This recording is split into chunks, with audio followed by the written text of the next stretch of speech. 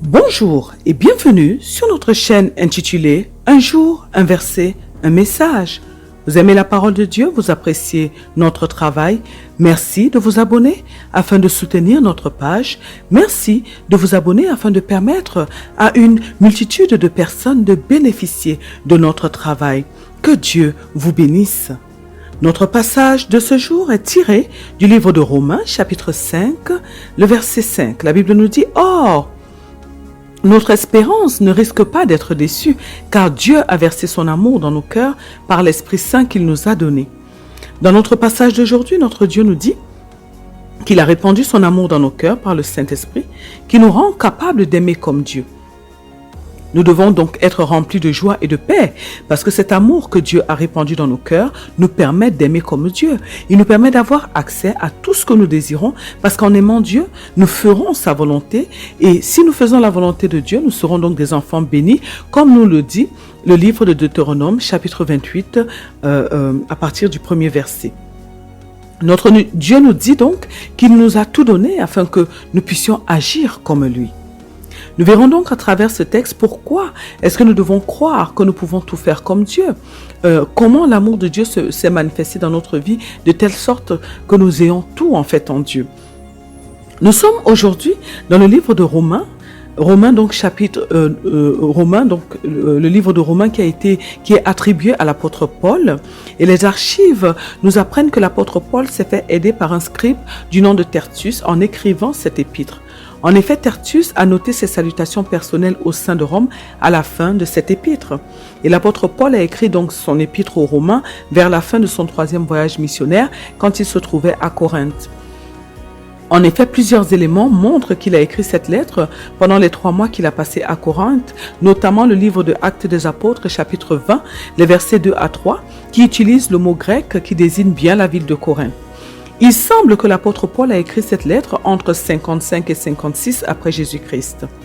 L'apôtre Paul a adressé cette lettre aux membres de l'église de Rome. Et au moment où il envoie cette lettre, l'apôtre Paul ne s'est pas encore rendu personnellement à Rome, mais il salue les saints de Rome à travers sa lettre et il fait la connaissance auparavant, il a fait la connaissance donc auparavant de certaines personnes comme Priscille et Aquila qui ont vécu à Rome et qui lui donnent donc des nouvelles. 3 raisons principales justifie que Paul ait envoyé cette lettre aux chrétiens de Rome. La première raison pour laquelle il envoie cette lettre, c'est afin de préparer sa future arrivée à Rome. En effet, depuis des années, l'apôtre Paul veut prêcher l'évangile à Rome et il espère aussi que l'église de Rome lui servira de tremplin pour qu'il puisse aller donc accomplir une mission en Espagne. La deuxième raison pour laquelle il leur a adressé cette lettre, c'est afin de clarifier et de défendre ses enseignements. En effet, l'apôtre Paul a continuellement rencontré de l'opposition de la part de certaines personnes qui ne comprenaient pas ses enseignements au sujet de la loi de Moïse et de la foi en Jésus-Christ.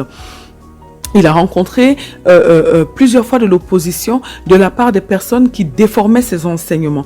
Et parce qu'il pensait donc que ces malentendus avaient atteint les membres de l'église de Rome, l'apôtre Paul avait donc écrit cette lettre aux chrétiens de Rome afin de dissiper leurs inquiétudes avant son arrivée. La troisième raison pour laquelle il leur a adressé cette lettre, c'est pour favoriser l'unité entre les membres de l'Église. Donc, il y avait des membres juifs et des membres païens. Et l'apôtre Paul voulait donc, à travers cette lettre, favoriser l'unité au sein des membres de l'Église, donc entre ces membres juifs-là et ces membres païens-là. En effet, l'apôtre Paul veut que l'unité règne entre les chrétiens juifs et païens et qu'ensemble, ils puissent comprendre et accepter complètement l'évangile de Christ. Il œuvre aussi à l'unité de l'Église en enseignant comment la doctrine de l'évangile s'applique à tous les saints. L'épître de Paul aux Romains commence par l'annonce d'un thème, de son thème qui est en fait l'évangile du Christ. L'évangile du Christ qui est une puissance de Dieu pour le salut de toutes les personnes qui vivent par la foi en Jésus-Christ. Et parmi les premiers chrétiens, donc les écrits de Paul étaient considérés comme difficiles à comprendre et ses enseignements ont parfois été déformés ou dénaturés à cause de cela. L'épître aux Romains est la plus longue lettre de l'apôtre Paul et elle est considérée par certains comme la plus importante de ses lettres et elle contient donc l'explication la plus complète de la doctrine de la justification par la foi en Jésus-Christ. et non donc par les accomplissements de la loi de Moïse. Elle contient de nombreux enseignements sur le salut et la mise en pratique de ce point de doctrine dans la vie quotidienne. Et lorsque nous étudions cette épître donc de Paul aux Romains, elle nous permet d'apprécier davantage l'expiation de Jésus-Christ. Elle nous permet d'apprécier l'espérance et la paix que nous pouvons trouver en Christ.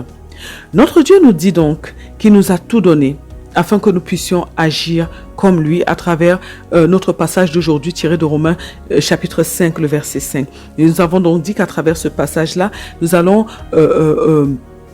voir pourquoi est-ce que nous devons croire que nous pouvons tout faire comme Dieu, comment l'amour de Dieu s'est manifesté dans notre vie, de telle sorte que nous pouvons tout avoir par cet amour-là. Notre passage précédent était tiré du livre de Jean chapitre 15, les versets 9 à 11.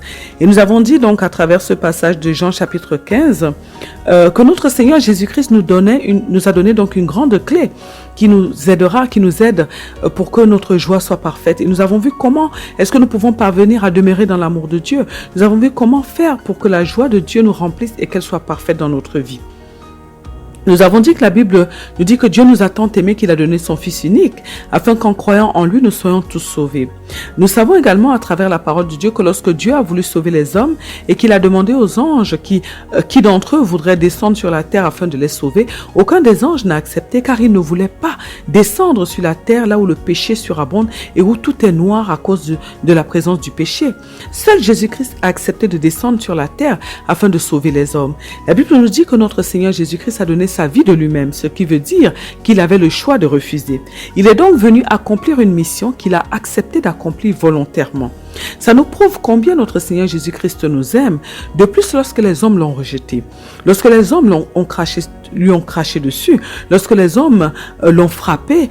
Jésus-Christ n'a pas rendu les coups, il ne s'est pas fâché contre eux, car il savait qu'il avait pris une décision par amour et qu'il devait assumer les conséquences liées à cette décision. Il savait qu'il devait accepter tout ce qui allait en découler. Et notre Seigneur Jésus-Christ a tout supporté jusqu'au bout, jusqu'à ce qu'il termine sa mission. Nous voyons alors combien l'amour de notre Seigneur pour nous est grand. Notre Seigneur était dur avec ses disciples, mais tout ce qu'il faisait était pour leur bien. Comme Dieu nous a aimés, ainsi Jésus-Christ lui aussi nous a aimés. Et notre Seigneur nous demande aujourd'hui de nous maintenir nous aussi dans son amour. C'est-à-dire que nous devons nous aussi aimer Dieu, aimer notre Seigneur Jésus-Christ, aimer notre prochain, aimer tout ce qui est de Dieu, de la même manière que notre Seigneur Jésus-Christ nous a aimés. Certes, il ne nous demande pas de nous sacrifier pour l'humanité comme il l'a fait, car nous n'avons plus besoin de notre sacrifice, mais il nous demande de nous sacrifier nous aussi pour les autres, de donner de nous-mêmes afin que les autres soient heureux. Il nous demande de marcher comme lui-même il a marché. Se maintenir dans l'amour veut dire que nous ne devons pas donner de l'amour uniquement lorsque cela nous plaît ou juste pendant une journée ou un moment, mais tout le temps. Tous les jours de notre vie. Notre Seigneur nous dit que l'amour doit faire partie de notre quotidien. Nous devons tous les jours veiller à faire du bien à notre prochain, à lui rendre service, à lui donner ce qui lui manque, à l'encourager, à lui donner du temps de qualité. L'amour doit être un mode de vie pour nous et non quelque chose que nous allons faire parce que nous attendons que notre prochain nous donne quelque chose ou qu'il nous rende service. En effet, nous remarquons aujourd'hui que l'amour tend à disparaître parmi les hommes et nous remarquons que beaucoup de personnes s'intéressent à leur prochain uniquement lorsqu'ils sont dans le besoin. Dieu nous défend ce genre de comportement. Et il nous demande de nous sacrifier pour les autres.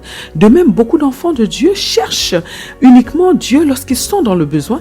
Et lorsqu'ils obtiennent ce qu'ils attendaient, ils se détournent alors du Seigneur. Plusieurs personnes traitent Dieu comme si Dieu est à leur service.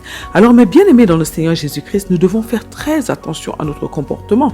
Nous avons dit que notre Dieu nous demande de nous maintenir dans son amour. Et il nous dit que pour y parvenir, nous devons obéir à ses commandements. En effet, lorsque nous désobéissons à Dieu, nous nous éloignons de lui. Et nous nous rapprochons du diable parce qu'en désobéissant à Dieu, nous péchons et nous faisons donc ce qui est du diable.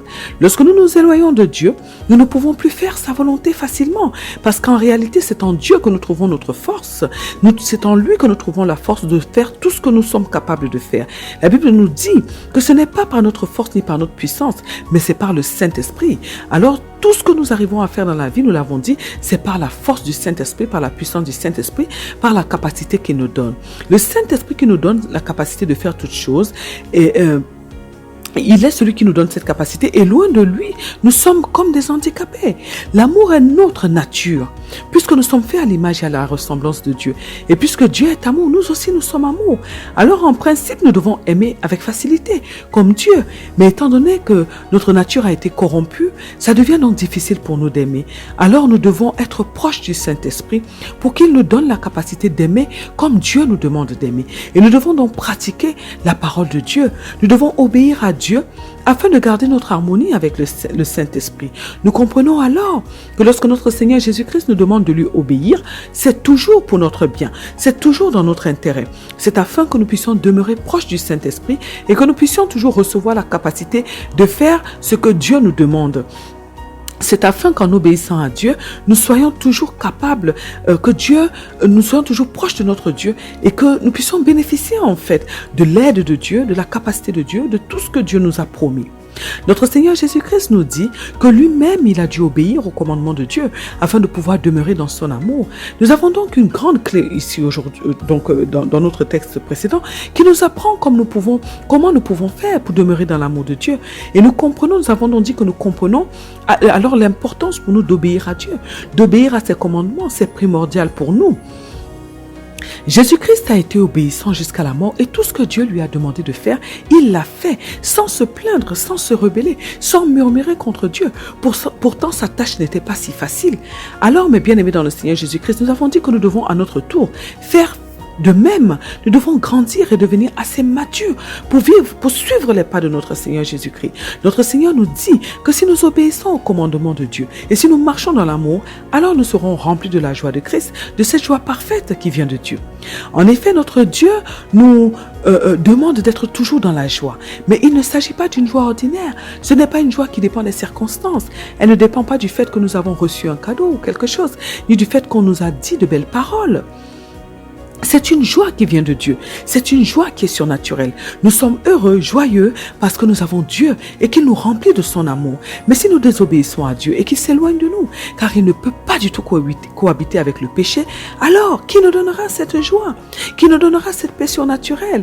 Nous comprenons alors que nous devons, pour être en permanence remplis de la joie de Dieu et de sa paix surnaturelle, obéir à Dieu et marcher dans l'amour, demeurer dans l'amour de Dieu. Dans notre passage précédent, donc tiré du livre de Jean chapitre 15, notre Dieu nous parle, nous donne des clés pour être heureux, des clés pour être remplis de la joie de Dieu. Alors mes bien-aimés dans le Seigneur Jésus-Christ, nous avons dit que nous devons décider de nous attacher à la loi de Dieu, de l'attacher à notre cou, de la graver dans notre cœur et d'obéir à Dieu en tout temps, que nous devons décider de demeurer dans l'amour de Dieu et que nous verrons que nous serons les personnes les plus heureuses sur la terre. Nous sommes donc aujourd'hui dans le livre de Romains chapitre 5, le verset 5. Et nous avons dit que nous verrons à travers ce passage pourquoi est-ce que nous devons croire que nous pouvons tout faire comme Dieu. Que nous allons voir pourquoi est-ce que l'amour a un grand pouvoir. Nous allons voir comment est-ce que l'amour de Dieu s'est manifesté dans notre vie de telle sorte qu'il nous a tout donné. La Bible nous dit que Dieu est amour et que nous sommes faits à son image et selon sa ressemblance. Ce qui veut dire que nous sommes comme Dieu. Ce qui veut dire que notre homme intérieur est comme Dieu. Dans notre passage d'aujourd'hui, notre Dieu nous dit que l'amour a été répandu dans nos cœurs par le Saint-Esprit. Effectivement, le Saint-Esprit qui vit dans notre esprit nous permet de manifester le fruit de l'esprit qui a 9 parties et dont l'une des parties est l'amour. Et c'est donc le Saint-Esprit qui nous permet de manifester ce fruit de l'esprit, cet amour qui est en nous. C'est vrai que lorsque Dieu nous demande de l'aimer plus que tout et d'aimer notre prochain comme nous-mêmes, nous ne voyons pas tout de suite l'importance de donner cet amour parce que nous sommes dans un monde en fait qui est dirigé par le système de pensée du diable et ce système est un système qui prône l'individualisme et l'égoïsme. Mais nous devons comprendre que plus nous développons l'individualisme et l'égoïsme, plus nous serons malheureux parce que ce n'est pas notre véritable nature. Notre nature nous demande d'aimer et tout part de l'amour parce que Dieu nous a créés par amour. Il a sacrifié son Fils pour nous par amour. Nos parents nous donnent la vie par amour, sauf pour des personnes en fait qui n'ont pas planifié de faire un enfant. Nous restons avec des personnes par amour, en principe par amour. Ce que nous voulons dire, c'est que l'amour doit être la base de tout ce que nous faisons, comme nous le dit le livre de 1 Corinthiens 13, de manière à ce que nous puissions bénéficier de l'action de Dieu. L'amour est une puissance qui attendrit le cœur de Dieu. Si nous faisons les choses par amour et que nous y ajoutons notre foi, nous pouvons tout obtenir de Dieu. Si nous sommes remplis d'amour et que nous manifestons cet amour au quotidien, nous serons des personnes très épanouies parce que l'amour ne voit que le positif. L'amour ne veut que ce qui est bien pour les autres. L'amour de Jésus-Christ a fait qu'il n'a pas détesté ceux qu'il avait crucifiés, ceux qu'il avait insultés, ceux qu'il avait frappés, ceux qu'il avait tués. Il les a aimés et il a dit à son Père de leur pardonner car ils ne savent pas ce qu'ils font. Dieu a manifesté son amour dans nos vies en ce qu'il a donné ce qu'il a de plus cher. Il s'est livré pour nous sous la forme du Fils unique de Dieu. Nous devons comprendre que rien ne peut arrêter une personne qui se bat par amour, car elle est prête à donner sa vie. Certes, la haine est forte, mais l'amour véritable est encore plus fort. Il déplace lui aussi les montagnes. Nous allons nous rendre compte que lorsque nous faisons quelque chose que nous aimons, nous pouvons le faire sans nous fatiguer. Nous pouvons le faire toute la journée, pendant des jours sans nous fatiguer. C'est ce que l'amour produit en nous et sur nous. L'amour a un grand pouvoir. Il nous permet de fermer la porte à notre ennemi Satan. Lorsque nous sommes remplis d'amour, notre ennemi ne peut pas trouver de faille en nous parce que Dieu est alors rempli en nous et Dieu est avec nous. L'amour nous permet de manifester nos dons. La Bible nous dit que Jésus était rempli de compassion et c'est ce qui le poussait à faire le bien aux gens. Oui, l'amour nous permet de comprendre les autres. L'amour nous permet de les secourir. L'amour nous permet d'obtenir nos bénédictions car il nous pousse à obéir à Dieu. L'amour nous permet d'apporter le bonheur dans la vie des autres. L'amour nous permet de vivre dans la paix. L'amour nous permet de vivre en harmonie avec les autres. L'amour a un grand pouvoir et il nous aide à faire le bien autour de nous, à être agréable à Dieu en tout temps. La Bible nous dit que le Saint-Esprit a répandu l'amour de Dieu dans nos cœurs. Dieu veut que nous puissions avoir une vie de paix et de bonheur. Mais ce n'est pas possible si ce n'est pas une vie qui est remplie de l'amour de Dieu, de l'amour agapé, de l'amour inconditionnel, de l'amour qui s'oublie pour l'autre, de cet amour que Dieu lui-même nous a manifesté envers nous. Nous devons donc être conscients que l'amour est déjà en nous et qu'il nous reste juste à fournir notre effort pour le manifester. Et pour cela, nous devons comprendre son importance et nous devons décider de le donner aux autres, peu importe les circonstances, peu importe les relations que nous avons avec eux. Nous devons décider de marcher dans l'amour, de nous oublier, de nous sacrifier, de nous donner aux autres, de manière à honorer notre Dieu, de manière à honorer l'amour que Dieu a manifesté envers nous et de manière à prouver à Dieu que nous avons compris l'ampleur la grandeur de son amour et que parce que nous avons compris, nous aussi nous allons pratiquer cet amour qui est merveilleux. Oui, parce que Dieu nous a aimés le premier, parce qu'il a décidé de nous créer, il a aussi tout prévu pour notre bonheur. Il a tout mis à notre disposition afin que nous puissions vivre heureux sur la terre. Il a livré son Fils unique pour que nous ayons accès à tout ce que nous avions perdu et afin que nous puissions retrouver notre statut de roi sur la terre. Nous avons donc tout reçu, mais nous devons marcher avec deux valeurs très importantes qui sont la foi et l'amour inconditionnel. Alors mes bien-aimés dans le Seigneur Jésus-Christ, nous avons déjà l'amour en nous. Nous devons simplement décider de vivre et de manifester cet amour afin que notre vie sur la terre soit une vie qui honore notre Dieu. Prions aujourd'hui afin que Dieu nous donne la capacité d'être conscients que nous devons vivre et manifester l'amour au quotidien. Prions afin que Dieu nous donne la capacité de comprendre l'amour et de le pratiquer tous les jours de notre vie avec joie, avec bonheur. Prions afin que Dieu nous donne la capacité d'être des modèles, de sorte que nous puissions montrer aux hommes ce qu'est l'amour véritable, l'amour de Dieu, au nom puissant de notre Seigneur Jésus-Christ. Amen. Que Dieu vous bénisse abondamment, qu'il bénisse vos familles, qu'il vous bénisse éternellement et à très bientôt sur notre chaîne Un jour, un verset, un message.